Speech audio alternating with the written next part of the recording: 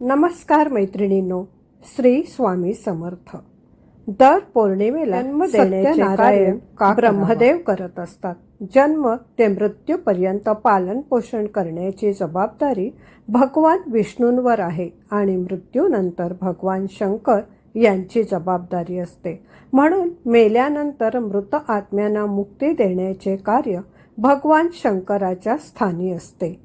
श्री क्षेत्र त्र्यंबकेश्वर या ठिकाणी नारायण नागबळी हा विधी केला जातो. आपल्या घरात पुरेसे अन्न न मिळणे, आर्थिक अडचणी येणे, अन्न चविष्ट न लागणे, अन्न खाऊन तृप्ती न होणे, महिनाभर पुरणारे धान्य महिनाभर न पुरता ते लवकर संपणे, घरात पैसा नको असलेल्या ठिकाणी खर्च करावा लागणे, पैसा घरात आला म्हणजे त्याला वाटा फुटून अनाठायी पैसा 12 पौर्णिमेनंतर त्या व्यक्तीवरील बऱ्याच अंशी प्रश्न सुटलेले असतात. बरेच चांगले अनुभव लोकांना आलेले दिसतात. याचे कारण असे की आपण जी सत्यनारायण पूजा करतो ती धान्याची पूजा असते. जुनी मंडळी अशी म्हणतात की घरचं धान्य सरत नाही व विकतचे धान्य पुरत नाही, कारण विकतचे आणलेले धान्य आपल्या घरी आल्यानंतर आपण ते खाल्ल्याने, जाणकार मंडळी असे म्हणतात, ओकलेलं अन्न एक वेळेस चालेल परंतु टोकलेले अन्न खाऊ नये. जैसे खावे अन्न वैसे उपजे मन. या गोष्टी आपल्या कुटुंबावर वाईट परिणाम करतात. घरातील एका विचाराने न राहणे, घरात अन्नधान्य पैसा पुरेसा न पडणे, या गोष्टींचे मूळ इथे दिसून येते. म्हणून आपल्या पूर्वजांनी बारीक अभ्यास करून दर पौर्णिमेला सत्यनारायण करावा अशी प्रथा घालून दिली आहे. आपल्या पालन पोषणाची जबाबदारी भगवान विष्णू यांच्यावर असल्याने भगवान विष्णूंच्या अधिष्ठानात घरातील धान्य व पैशांची पूजेच्या माध्यमातून जर आपण केले तर पैशाचे आणि धान्याचे सर्व दोष नाहीसे होतात आणि बरकत राहते.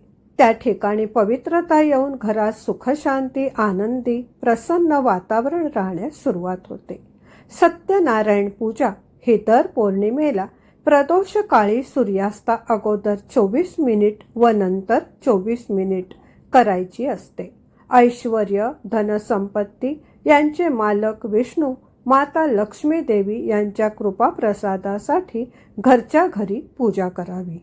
लागणारे साहित्य: एक पाट, एक चौरंग, चौरंगाभोवती आंब्याचे 4 डहाळे, चौरंगावर अर्धा मीटर पांढरे कापड, ताम्हणात तांदूळ, त्यात बाळकृष्ण ठेवावा, 3 सुपाऱ्या विड्याच्या पानावर ठेवाव्यात. वरील पद्धतीने मांडणी करून सर्वांची पंचोपचार पूजा करावी. नंतर रव्याचा प्रसाद करून नैवेद्य दाखवून सत्यनारायणाची पोथी वाचावी आणि नैवेद्य दाखवावा. आरती करावी. सत्यनारायणाची आरती खाली दिली आहे. जय लक्ष्मी रमणा स्वामी, जय लक्ष्मी रमणा, सत्यनारायण स्वामी, जनपातक हरणा, रत्नजडित सिंहासन, अद्भुत छविराजे, नारद कहत निरंजन, घंटा ध्वनी बाजे, प्रगट भये काली कारण, द्विजको दरस दियो, बूढ़ो ब्राह्मण बनकर कंचन महल कियो, दुर्बल भिलक ठारो, जिन पर कृपा करी, चंद्रचूड़ एक राजा, जिनकी विपत हरी, वैश्य मनोरथ पायो, श्रद्धा फल दिनो, जो भल भयो प्रभुजी, फेर स्तुति किनो, भाव भक्ति के कारण, छिन छिन रूप धरयो, श्रद्धा धारण किनी, किनको काज सरयो, ग्वाल बाल संग राजा, वन में भक्ति करी, मन वांछित फल दिनी, दीन दयालु हरी. श्री सत्यनारायण जी की आरती जी कोई गावे, कहत शिवानंद स्वामी, मन वांछित फल पावे.